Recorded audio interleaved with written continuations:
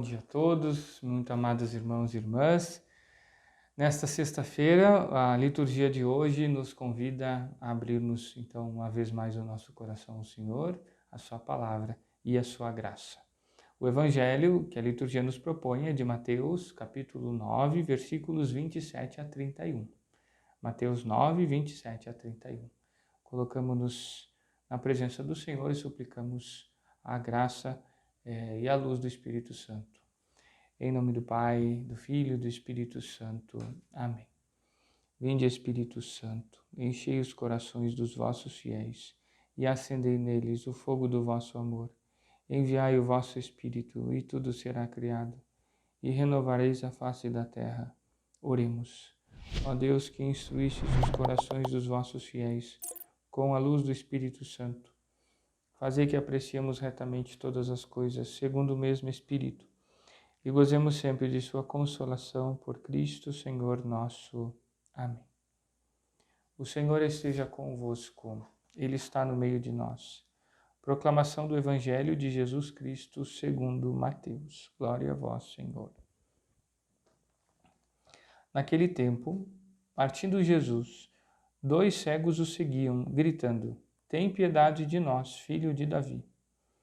Quando Jesus entrou em casa, os cegos se aproximaram dele. Então Jesus perguntou-lhes: Vós acreditais que eu posso fazer isso? Eles responderam: Sim, Senhor. Então Jesus tocou nos olhos deles, dizendo: Faça-se conforme a vossa fé. E os olhos deles se abriram. Jesus os advertiu severamente: Tomai cuidado para que ninguém fique sabendo. Mas eles saíram e espalharam sua fama por toda aquela região. Palavra da salvação, glória a vós, Senhor. Muito amados irmãos e irmãs, nós somos convidados a mergulhar um pouco no contexto do tempo de Jesus, porque, vejam só, o povo de Israel esperava o Messias. Essa expectativa pelo Messias era tal que todos desejavam que isso acontecesse no tempo em que eles viviam.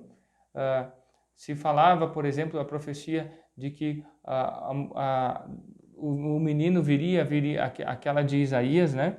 Em que uma virgem daria à luz um filho, etc. Então, quantas mulheres sonhavam que pudessem ser elas aquelas escolhidas por Deus para que dela viesse o Messias. Lógico, não imaginavam que seria por obra do Espírito Santo e que o Messias seria o Filho de Deus, mas pensemos bem, nesse contexto, então, tantas pessoas esperavam que no seu tempo viesse o Messias, que no seu tempo, quem sabe, de si, no caso das mulheres, pudesse nascer o futuro Salvador, que no seu tempo se manifestassem aqueles sinais que confirmariam que ele era o Messias, os milagres, etc. Os cegos veem, os mudos, os surdos ouvem, os mudos falam, etc, etc. Então, vejam só, aqui nesse grito desses 2 cegos está a expectativa pelo Messias. Tende piedade de nós, filho de Davi. O Messias é filho de Davi, vem da descendência de Davi. É necessário, então, portanto, nesse contexto, amados irmãos e irmãs, nos colocarmos na situação desses homens. Por quê? Porque todos nós deveríamos viver no desejo, na expectativa de que nosso Senhor pudesse vir hoje, nos visitar hoje, não amanhã. Então, todos nós deveríamos ter as disposições de fé, ou seja, acreditar que Ele possa vir hoje, porque vem hoje. Não vem como virá no final dos tempos, né? Mas vem hoje. Não vem como veio no Natal, mas vem hoje. Então, no final das contas, aquela expectativa que nutriam eles pela vinda do Senhor no tempo em que estavam eles, fazia com que naquele tempo tivessem as disposições para viver todos os dias na vida de fé.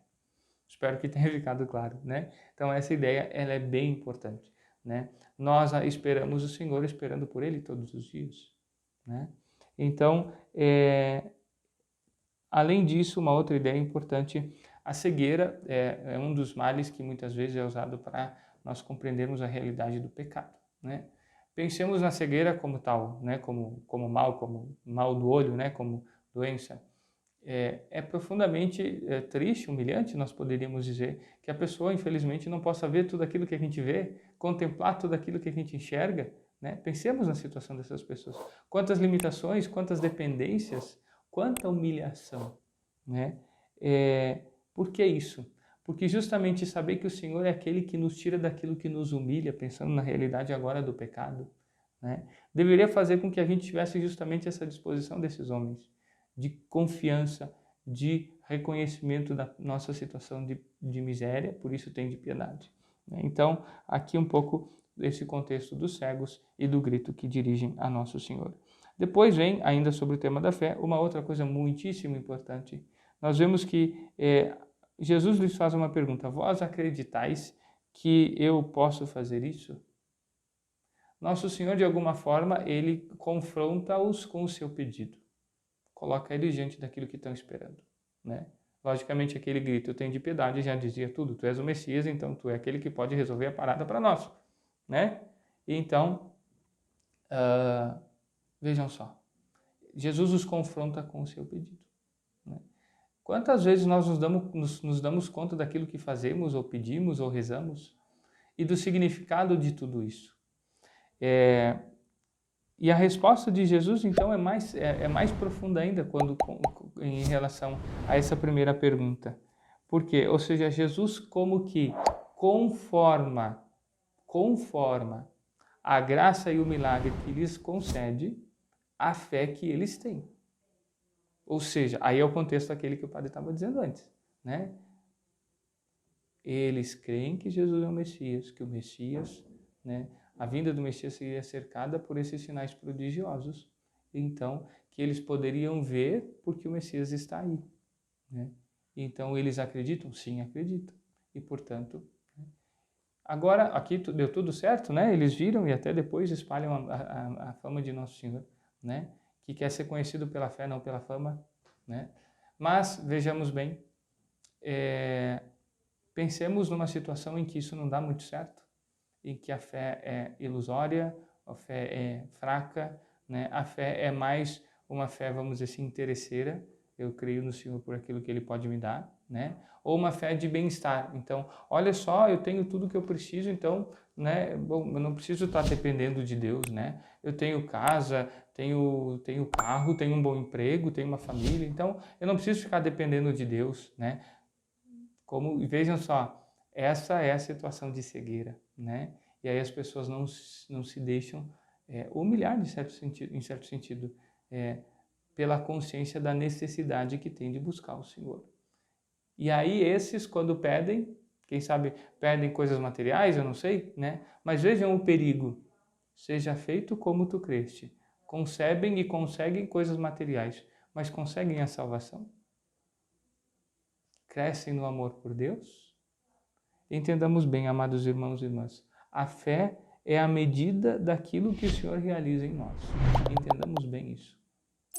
Se nós não acreditarmos firmemente, não vivermos conforme essa fé, não haverá santidade em nossa vida, em nossa família, e nós não poderemos ser sinais e instrumentos como foram esses cegos para a evangelização dos nossos irmãos, primeiro dos nossos. Então, colocamos em risco a salvação nossa e da nossa família. Se vivemos uma vida voltada para o material, voltada para os prazeres, e não voltada para Deus, para a sua vinda no final dos tempos, para o seu amor e para a sua graça, nós não cremos de verdade. E aí, uma fé limitada, uma fé capenga, uma fé manca, uma fé cega, faça-se conforme a vossa fé. Vai nos levar aonde? E aí vejam a triste ilusão. Mas nós acreditávamos, de vez em quando até íamos na missa. Quem sabe rezávamos de vez em quando. Mas a vida não era transformada por essa fé, né? Então, vejam o desastre. Aqui nós temos um bom exemplo, né? O padre, para nos fazer pensar, traz aqui um pouco a perspectiva, quem sabe, um pouco mais difícil ou ruim disso, né? No final das contas, que compreendamos bem isso. A fé é a medida, né? daquilo que nós recebemos do Senhor, porque é a abertura que nós damos à ação da sua graça. Louvado seja nosso Senhor Jesus Cristo, para sempre seja louvado.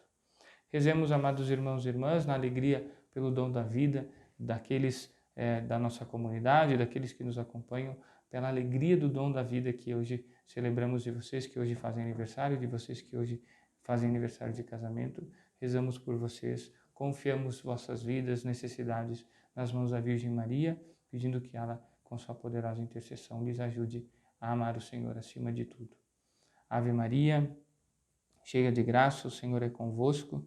Bendita sois vós entre as mulheres, e bendito é o fruto do vosso ventre, Jesus. Santa Maria, Mãe de Deus, rogai por nós, pecadores, agora e na hora de nossa morte. Amém. Rezemos, como de costume, a nossa oração a São José, confiando aos cuidados providentes de sua paternidade, nossa vida, os nossos irmãos e irmãs, sobretudo as necessidades de todos, dos que mais sofrem em primeiro lugar. Glorioso São José, que fostes exaltado pelo Eterno Pai, obedecido pelo Verbo encarnado, favorecido pelo Espírito Santo e amado pela Virgem Maria, louve e bendigo a Santíssima Trindade, pelos privilégios e méritos com que vos enriqueceu. Sois poderosíssimo e jamais se ouviu dizer que alguém tenha recorrido a vós e fosse por vós desamparado. Sois o consolador dos aflitos, o amparo dos míseros e o advogado dos pecadores. Acolhei, pois, com bondade paternal a quem vos invoca com filial confiança. E alcançai-me as graças que vos peço. Eu vos escolho por meu especial protetor. Sede, depois de Jesus e Maria, minha consolação nesta terra, meu refúgio nas desgraças, meu guia nas incertezas, meu conforto nas tribulações, meu Pai solícito em todas as necessidades. Obtende-me finalmente, como coroa dos vossos favores, uma boa e santa morte, na graça de nosso Senhor. Amém. O Senhor esteja convosco. Ele está no meio de nós. Pela poderosa intercessão da Santíssima Virgem Maria, nossa Mãe, de São José, seu esposo, e de São Pedro, nosso padroeiro, desça e permaneça sobre vós, vossos lares, vossas famílias, vossos trabalhos e atividades. A bênção de Deus Todo-Poderoso, Pai, Filho e Espírito Santo. Amém. Abençoado dia a todos. Lembremos, estamos na primeira sexta-feira do mês, dia dedicado também ao Sagrado Coração de Jesus, dia também que podemos fazer reparação pelas ofensas com que ele é ofendido, no seu imenso amor por nós. Estejamos firmes no Senhor. Fiquem com Deus.